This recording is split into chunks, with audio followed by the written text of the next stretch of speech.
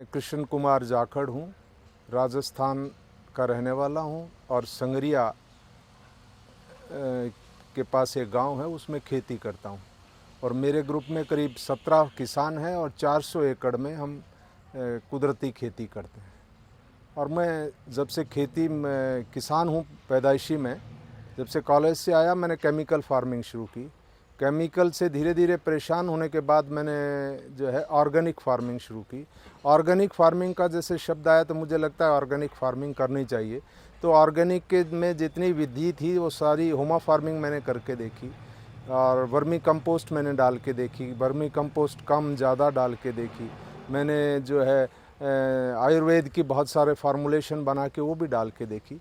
लेकिन अल्टीमेटली मुझे लगा किसान होने के नाते अगर जो कुछ आज जो परेशानी किसान को है वो इनपुट की कॉस्ट की है। जितना ज़मीन में डालते जाते हैं इनपुट की कॉस्ट बढ़ जाती है, प्रोडक्शन उतना नहीं बढ़ता। और उस प्रोडक्शन मेंटेन करने के लिए हर बार हमें कुछ ना कुछ नई चीज़ डालनी पड़ती है। तो हमें लगा कि भाई हमें इनपुट की कॉस्ट किसी तरह से घटानी चाहिए। तो मैं पिछले 2000 से मैंने खेती ऑर्गेनिक फार्मिंग शुरू की थी। लेकिन 2000 के बाद मैं 2006 में सुभाष पालेकर जी जो अमरावती के रहने वाले हैं और जीरो बजट नेचुरल फार्मिंग के प्रणेता है, उनके साथ रहा मैं। और उनके बहुत सारे मॉडल मैंने महाराष्ट्र और कर्नाटक में करीब 300 मॉडल उनके मैंने देखे। और उनके देखने के बाद मुझे लगा कि गाय आधारित खेती और गाय के अलावा गोबर और गौमूत्र और किसी चीज़ की बाहर से लाने की आवश्यकता नहीं। और लगातार इसी को मैं इस्तेमाल कर रहा हूँ। ज़मीन में पानी कितना चाहिए, तो मिक्स क्रॉपिंग करेंगे या आच्छादन करेंगे तो वापसा चाहिए। किसी भी भूमि को या किसी भी पौधे को पानी के साथ साथ हवा चाहिए। और करीब करीब यूँ समझो आधी हवा और आधा पानी चाहिए, जिसे हम वापसा कहते हैं। तो पौधे को पानी की आवश्यकता नहीं है, पौधे को वापसा की ज़रूरत है, पेड़ को वापसा की ज़रूरत है, फसल को वापसा की ज़रूरत है। वापसा मेंटेन करने के लिए या तो आच्छादन करें, लाइव आच्छादन हो सकता है, लाइव मल्चिंग हो सकती है, स्ट्रॉ मल्चिंग हो सकती है, या मिक्स क्रॉपिंग करें। बहुत तरह की क्रॉप एक ही, जैसे यहाँ केला भी लगा हुआ है और केले के साथ साथ नीचे सब्जी लगी हुई है और ऊपर कोकोनट है, तो इसके साथ 5 टायर 6 टायर जो है मिक्स क्रॉपिंग में भी ली जा सकती है। और मैं पिछले पूरे पंजाब में और राजस्थान हरियाणा में जीरो बजट नेचुरल फार्मिंग की प्रमोशन के लिए हर जगह किसानों को जानकारी के देने के लिए मैं देश भर में घूमता रहता हूं। और मैं भी खुद यही प्रैक्टिस करता हूं। 100 गाय मेरे पास राठी और साहिवाल नस्ल की गाय है और सारी देसी गाय है, कोई भी विदेशी गाय नहीं रखता।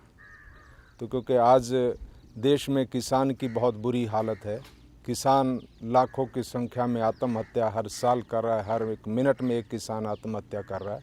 तो मुझे लगता है कि ये क्यों कर रहा है। तो मैं गाय आधारित खेती की बात करूँगा। हम सब 3 माँ को भूल गए। एक वो माँ जो जन्म देने वाली माँ थी, दूसरी भू माता जो पृथ्वी माँ जो सबको आधार और सबको खाने के लिए खाद्यान्न देती है, और तीसरी माँ गौ माता। इस सारी गौ माता का आज वैसी इज्जत और मान और सम्मान नहीं जैसा होना चाहिए। आज हर घर में देसी गाय की बजाय जर्सी और हॉस्टन रखे हुए हैं या भैंस रखा हुआ है। तो मेरा सब किसान भाइयों से आग्रह रहता है कि भी सब भी जिस प्रदेश में हो उसकी नस्ल गाय को रखें। जैसे राजस्थान में है तो साहिवाल, राठी, थारपारकर, गुजरात में है तो गिर है, कांकरेज है। हर प्रदेश के लिए अलग अलग गाय है जो देसी नस्ल की गाय है और बहुत किसान के लिए उपयोगी है। गाय किसान के लिए दूध के लिए नहीं उपयोगी, सिर्फ भाई दूध किसान को मिलेगा या हमको गाय का दूध मिलेगा, नहीं। इसे खेती के आधार पे अपनाना चाहिए। गाय अगर आज गाय का किसान के खूंटे पे नहीं बंधी है, इसीलिए गाय का वध ज़्यादा हो रहा है, इसीलिए गौ हत्या ज़्यादा हो रही है। अगर हमें सबसे पहले गौ हत्या को रोकना होगा, गाय को बचाना होगा। गाय तभी बचेगी जब किसान गाय को अपनाएगा। और गाय किसान जो है गाय आधारित कुदरती खेती करेगा तभी गाय बचेगी, क्योंकि गाय के बिना खेती संभव नहीं है। अगर एक देसी गाय है तो 25 एकड़ से 30 एकड़ के लिए खेती के लिए पर्याप्त है। क्योंकि रोज़ का एक गाय 10 किलो, कम से कम 8 से 10 किलो गोबर ताज़ा देती है। और रोज़ हमें अगर 1 एकड़ के लिए जीवामृत अगर हम बनाते हैं, 10 किलो देसी गाय का गोबर, 10 किलो गोमूत्र, 2 किलो गुड़ और 2 किलो आटा और 200 लीटर पानी में अगर 5-6 दिन के लिए घुमा के रखते हैं तो ये जीवामृत 1 एकड़ के लिए पर्याप्त है। इसलिए लगता है कि एक गाय 25 से 30 एकड़ के लिए पर्याप्त है। अगर खेती की बात करें तो सबसे पहले खेती में बीजामृत की बात है, सीड ट्रीटमेंट की बात करते हैं कि सीड ट्रीटमेंट करेंगे। अगर गाय से अगर शुरू करेंगे तो सबसे पहले बीजामृत करेंगे, फिर जीवामृत करेंगे जिसमें भूमि का भी सुधार होगा और प्लस जो डीएपी यूरिया की ज़रूरत है उसका भी कंपनसेट करेगी। फिर अगर यूँ लगता है कि उसके आगे मौसम बदलता रहता है, गाय कई बार ज़्यादा हो जाती है, कई बार कम है, तो हम इस जीवामृत की बजाय घन जीवामृत भी बना सकते हैं जो लगातार 6 महीने तक स्टोर किया जा सकता है। फिर अगर कोई भी फसल है उसके लिए अगर लगता है कीट पतंगा लग रहा है, उसमें बीमारी लग रही है, तो उसके सप्तपर्णी अर्क बना के अगर हम स्प्रे करते हैं गोमूत्र का आधार लेके, तो उससे भी सब कीट पतंगों के और फल और सब्जियों में और सब फसलों में इसका फ़ायदा होगा, कीटनाशक के तौर पे काम आ सकता है। विदेशों में ये जांच साइंटिस्ट ने कर ली है कि हमारी देसी गाय का जो दूध है वो A2 मिल्क है, जो हर मानव के लिए, हर इंसान के लिए अति उत्तम है, जिसमें बहुत अच्छा प्रोटीन है जो बीमारियों को लड़ने की क्षमता देता है अपने आप में। जो दूध A1 और A2 मिल्क की बात करें तो जो जर्सी और हॉस्टन का जो दूध है वो A1 मिल्क है। A1 मिल्क जो है आदमी के लिए, पूरी मानव जाति के लिए नुकसानदेह है, क्योंकि ये बीमारियां पैदा करता है। जितना दूध का इस्तेमाल बढ़ेगा, जितना दूध अगर हम रोज़ दूध का प्रोडक्ट या दूध पिएंगे तो उतनी बीमारियां धीरे धीरे हमें बढ़ने लगेंगी। आज दुनिया भर में लड़ाई हो रही है A1 और A2 मिल्क की। बाहर तो दूध के डिब्बे पे लिखा आने लग गया कि A1 मिल्क कौन सा है, A2 मिल्क कौन सा है। आदमी में इम्यूनिटी डाउन हो जाएगी, कैंसर हो जाएगा, बहुत सारी पेट की बीमारियां होंगी, अल्सर होगा, मतलब इतनी बीमारियां। A1 मिल्क में बीमारी से लड़ने की कोई क्षमता नहीं है और A2 मिल्क में हर बीमारी से लड़ने की क्षमता है। ये दूध में अंतर है। हमारी गिर गाय यहाँ दूध 10 किलो 12 किलो पर डे देती है, लीटर देती है, और यही गिर गाय ब्राज़ील में, इजराइल में अगर जाए तो वहाँ 60 लीटर दूध देती है। तो उन्होंने, ये देसी गाय हमसे 40 साल पहले लेके उन्होंने इम्प्रूव किया, हमने अपना सिस्टम को इम्प्रूव नहीं किया। वेटनरी साइंस ने अपना सिस्टम इम्प्रूव नहीं किया। हमने तो ये सोचा कि भाई जर्सी हॉस्टन का सीमन इंपोर्ट करें, तो जो सीमन जो किसी काम का नहीं।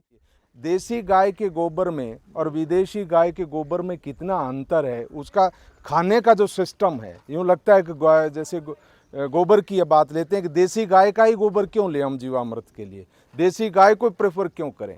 तो दूध की तो अंतर हमने नहीं, साइंटिस्ट ने बताया है। लेकिन अगर जब हम गाय के गोबर की बात करते हैं तो विदेशी गाय गोबर करती है, पतला गोबर होता है, और अगर देसी गाय गोबर करती है तो आप देखे होंगे लेयर बना हुआ गोबर है, एक के ऊपर एक, उस पर एक थिन कोटिंग होती है, जिसे अगर हम ताज़ा गोबर है तो उसे अगर आंख से देखेंगे तो आपको लगता है कि एक प्लास्टिक की जैसे झिल्ली है, उसी की तरह कोटिंग है।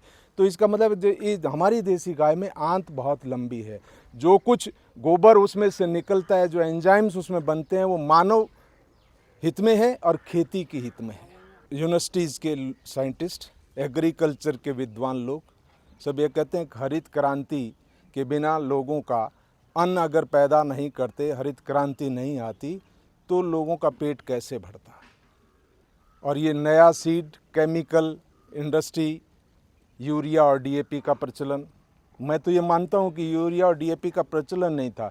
जब सेकेंड वर्ल्ड वार हुआ उसके बाद जो गोला बारूद बनाने वाली फैक्ट्रियाँ था, उन्होंने सोचा कि हमारा माल, बचा हुआ माल कहाँ खपेगा, युद्ध बंद हो गया, तो इसमें यूरिया और डीएपी, अमोनियम सल्फेट बना के किसानों को देना शुरू कर दिया और यूँ लगा कि इससे पैदावार बढ़ेगी। निश्चित लगता है कि पैदावार बढ़ेगी और पैदावार बढ़ी। लेकिन आप अगर पैदावार बढ़ी तो आज की हालत में इस देश में 85 करोड़ जनता भूखी है, ऐसा केंद्र सरकार मान रही है। खाद्य सुरक्षा में ये कहा है कि 85 करोड़ लोगों को खाने का अन्न नहीं है। तो फिर हरित क्रांति जो 60 के दशक में शुरू हुई थी उसका क्या हुआ। अगर वो ज़्यादा पैदा करने वाली थी तब तक ज़्यादा पैदा होते तो सबको खाने को मिलना चाहिए था। जब देश आज़ाद हुआ तब से लेके अब तक अगर 85 करोड़ जनता भूखी है जिसको खाने को अन्न नहीं है, इसका मतलब जो कुछ साइंटिस्ट बता रहे थे कि ये हरित क्रांति से उपज बढ़ेगी, पैदावार बढ़ेगी और किसान खुशहाल हुआ, ऐसा नहीं हुआ। किसान आज भी आत्महत्या कर रहा है। अगर इस भारतवर्ष को सोने की चिड़िया बनाना है तो गाय की रक्षा, देसी गाय की रक्षा करनी पड़ेगी हम सबको मिलके। और अगर देसी गाय बचेगी तो किसान बचेगा, किसान अगर बचेगा तो सबको अच्छा खाद्यान्न देगा, वो सबको अन्न देगा। अन्नदाता की श्रेणी में था किसान, जो आज किसान की ऐसी हालत है, जो सबसे कमज़ोर तबका है वो किसान है। किसान हाथ लिए कटोरा लिए खड़ा है कि मुझे क्या कोई दे। जो अन्न देने वाला किसान था वो आज भिखमंगे की तरह आगे सबके आगे सब्सिडी में मुझे क्या मिलेगा। अगर गाय आधारित खेती करेंगे तो इसमें कितना लाभ होगा। गाय से अगर गोबर गैस बनेगा तो उससे पावर जनरेशन होगी, स्लरी निकलेगी, उससे खाद का काम लेगा। अगर इससे बायोगैस से जनरेटर चला सकते हैं, बायोगैस से अगर यूं लगे गाड़ियां चलानी है तो इसमें सीएनजी में कन्वर्ट किया जा सकता है। और अगर लगे कि भाई बैल का क्या करेंगे, खेती के अलावा क्या उपयोगी, तो मेरे यहाँ 4 बैल, 2 जोड़ी बैल 20 केवीए का एक अल्टरनेटर बड़े आराम से चला सकता है और वो चला रहा है। गियर बॉक्स डिज़ाइन करके आराम से चला सकता है। कई बार लगता है गाय दूध नहीं दे रही तो क्या उपयोगी, ख़त्म है गाय का उपयोग? नहीं, गाय अगर दूध नहीं दे रही है तो उसका गोबर और गोमूत्र अमूल्य है। मैं पक्ष और विपक्ष की बात करता हूँ। हमारी खेती, जब किसान ऋषि पाराशर ने सारी दुनिया को खेती की विधा दी और हमने खेती शुरू की, हम ही खेती में, भारत ही खेती में अग्रणी था सबसे। तो अगर भारत की कृषि थी वही कुदरती कृषि थी, लेकिन धीरे धीरे इस पे केमिकल इंडस्ट्री, रसायन जैसे यूरिया, डीएपी और नए बीज वालों ने इस पे कब्जा कर लिया, इस खेती को अपना खेती कर दिया और जो कुदरत खेती थी वो पीछे चली गई। उन्होंने फिर एक नया नामकरण दिया, ऑर्गेनिक खेती। ऑर्गेनिक खेती में क्या है कि ये जापान से इंपोर्ट किया हुआ साल्ट है, ये अमेरिका से इंपोर्ट किया हुआ साल्ट है, ये इजराइल से इंपोर्ट किया हुआ है। तो लेकिन ऐसा लगता है कि मैं अगर किसान होने के नाते ये देखता हूँ तो पहले केमिकल की इंडस्ट्री से परेशानी थी, अब जापान और ब्राज़ील और इजराइल और बहुत सारे स्विट्ज़रलैंड उससे कह रहे हैं कि ये जो है बायो फर्टिलाइज़र आ रहा है, पेस्टिसाइड आ रहा है। अगर बायो पेस्टिसाइड और बायो फर्टिलाइज़र इम्पोर्टेड हम डालने लगेंगे तो एक दिन वैसी हालत फिर हो जाएगी हमारी कि जैसी पहले थी। तो इसलिए हमें चाहते हैं जीरो बजट नेचुरल फार्मिंग को अडॉप्ट करें, गाय आधारित, जिसमें खेती में खर्चा शून्य है, बाज़ार से कोई चीज़ नहीं लेनी, केवल देसी गाय की ज़रूरत है, उसके गोबर और गोमूत्र से खेती करें और किसी चीज़ की ज़रूरत नहीं। क्योंकि इसमें मैं इस सब को, जैसे जैविक शब्द है या ऑर्गेनिक फार्मिंग की बात है, इसमें इसीलिए मैं उसके पक्ष में नहीं बात करता, क्योंकि ये वैसी एक विधा है जो उस केमिकल इंडस्ट्रीज ने हमें दी। क्योंकि पहले हमारी उस पर कब्जा किया, हमारी खेती पे, और फिर उन्होंने उसी का नाम ऑर्गेनिक दे दिया। तो हम तो कुदरती खेती करने वाले देश में हैं। हम वो भारत है जो कुदरती खेती किया करता था। तो हम तो कुदरती खेती में है कि गाय आधारित खेती। गाय में आज अगर गाय को बचाना है तो गोचर को रखना पड़ेगा। आज गोचर नहीं रहा, गोचर जो है बड़ी इंडस्ट्री के भेंट चढ़ गया, क्योंकि सेज बनने लगी, बड़ी बड़ी बिल्डिंग बनने लगी, ये गोचर के ऊपर बन रही है।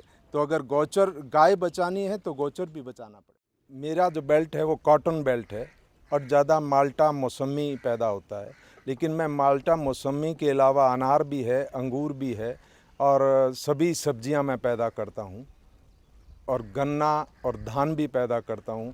मेरी ज़मीन सिंचाई युक्त ज़मीन है, सारी भाखड़ा नांगल डैम से, भाखड़ा सिस्टम से सिंचित है। साथ में मेरे पास ट्यूबवेल भी हैं, लेकिन मैं ट्यूबवेल से बिजली का कनेक्शन होते हुए भी कभी भी मैं एक खेती के उपयोग के लिए ट्यूबवेल का पानी इस्तेमाल नहीं करता।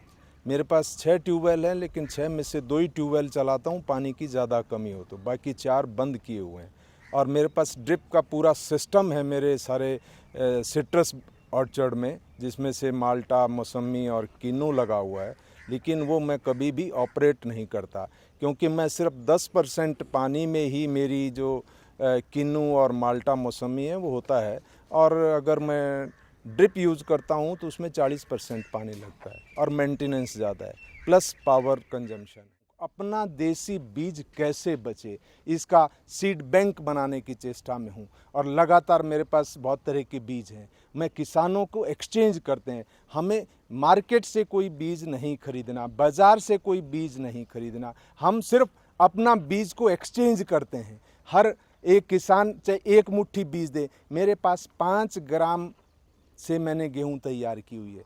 तो किसान अगर चाहे कि मुट्ठी भर बीज से अगर कोई बीज पैदा करना चाहे किसी भी तरह का, तो पैदा किया जा सकता है, क्योंकि उसका सिलेक्शन अपने खेत के हिसाब से, मौसम के हिसाब से एडजस्ट करके अगर सिलेक्शन की टेक्निक अपनाई जाए तो निश्चित रूप से हम अपने बीज को इम्प्रूव किया जा। इसी हालत में लगते रहे कि भाई हाइब्रिड सीड, जीएम सीड, तो ऐसा लगता है कि एक दिन ऐसा आएगा किसमें भी, किसी भी मानव में प्रजनन की क्षमता नहीं रहेगी, सिर्फ टेस्ट ट्यूब पे भी पैदा करेंगे, हमारी ऐसी हालत हो जाएगी।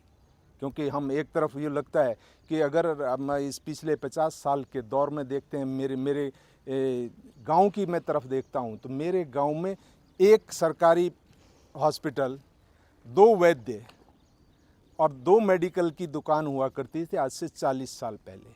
आज मेरे गांव में 250 मेडिकल की दुकान है, 200 जो डॉक्टर हैं, और प्राइवेट नर्सिंग होम कई तरह के हैं। तो इसका मतलब आदमी में बीमारी बढ़ी है, आदमी में बीमारियां बढ़ी। हर गली कूचे में आप जाएंगे तो आपको मेडिकल की दुकान मिलेगी और एक नर्सिंग होम मिलेगा। इसका मतलब आदमी में बीमारियां पहले से बढ़ रही है। ये अगर बीमारी बढ़ने का कारण है तो ये सिर्फ जीएम सीड, ऐसा बीज बनाया नहीं जा सकता वैसा। अगर वैसा अन्न हम सब खाएंगे तो निश्चित रूप से हमारी आने वाली मानव में भी प्रजनन की क्षमता कम होगी, पक्षियों में कम होगी, पशुओं में कम होगी। आपने देखा होगा घर की जो गोरैया थी चिड़िया, वो घर वाली चिड़िया नहीं रही, मोर नहीं रहा, ये जो गिद्ध नहीं रहा, ये पक्षी सिर्फ जो केमिकल और जो हाइब्रिड सीड है इसकी वजह से ख़त्म होने जा रहा है।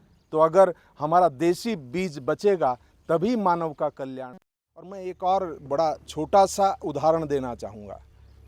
अगर जीएम कॉटन का फील्ड हो और एक तरफ देसी कपास का फील्ड हो, दोनों खेत बराबर हो, देसी गाय को खुला छोड़ दिया जाए तो देसी गाय बीटी कॉटन के फील्ड में नहीं जाएगी, देसी कॉटन के फील्ड में जाके ही घास और खरपतवार खाएगी, वो जो जीएम सीड है उसमें नहीं जाएगी। मैं ये समझता हूँ कि अगर एक बोलने वाला पशु नहीं है, जिसे पशु को हम गाय को कहते हैं कि उसमें ज्ञान हमसे कम है, लेकिन मुझे ये नहीं लगता कि जो साधारण गाय इतनी बुद्धि रखती है कि जीएम को पसंद नहीं करती, हाइब्रिड सीड को पसंद नहीं करती, एक मानव होने के कारण हम उसे छोड़ नहीं पा रहे क्योंकि पैदावार ज़्यादा हो रही है। ये भी गलत है कि पैदावार ज़्यादा हो रही है। अगर पैदावार ज़्यादा होती तो भुखमरी क्यों होती है देश में, आत्महत्या क्यों होती?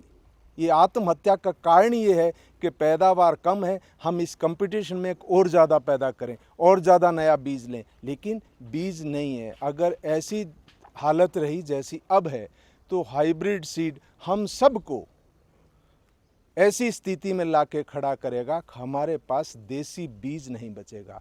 मैं ख़ास तौर पे गेहूँ, चना, सरसों में और सब्जियों के बीज बचाने की चेष्टा करता हूँ। अपना देसी बीज कैसे बचे, इसका सीड बैंक बनाने की चेष्टा में हूँ, और लगातार मेरे पास बहुत तरह के बीज हैं। मैं किसानों को एक्सचेंज करते हैं, हमें मार्केट से कोई बीज नहीं खरीदना, बाज़ार से कोई बीज नहीं खरीदना। हम श्री रविशंकर जी के इंस्टीट्यूट के माध्यम से ये चाहता हूँ कि किसानों से आग्रह करना चाहता हूँ कि वो गाय पालें, देसी गाय, जिस भी प्रदेश में रहते हों उसी प्रदेश की अपनी गाय होनी चाहिए, और गाय आधारित खेती करें। तो अगर किसान के घर में गाय, खेत में नीम और आंगन में तुलसी का पौधा होगा तो किसान खुशहाल होगा, किसान बीमार नहीं होगा और खेती की ज़रूरत है वो पूर्ण होगी।